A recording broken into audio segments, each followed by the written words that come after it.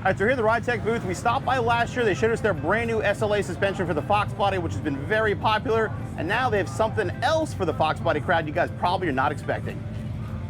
Hey, this is Will from Ridetech, and we are here today introducing our new independent rear suspension for a Foxbody. It is a bolt-in design designed to go in between the frame rails. It's built around an S550 center section, shortened S550 axles and S550 hubs.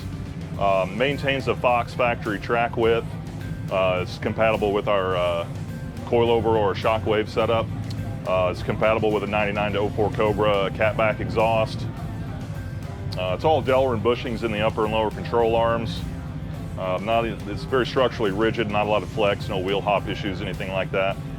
Really transforms the car. Now do you have one of these on your car? I do. So my car over here, this is actually my personal car. This has been the test bed for a lot of this stuff for the past year or two, honestly. It's got our SLA on the front. It's got our prototype IRS on the rear. And I can't say enough about how much this car has changed by running these products under it. It's a blast to drive. It's stable. It handles great. The ride quality is phenomenal. And the stance is near perfect. I mean, what size wheels and tires are you running on this car? So I'm running a 255/35 on the front on an 8.5-inch wheel, 275/35 in the rear on a 9.5-inch wheel. And when do you think that the IRS will be available for Fox customers? We are shooting for early next year.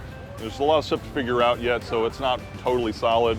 But yeah, we're shooting for early 2024. And the SLA is available right now, correct? Yeah, the SLA is shipping now on the shelf.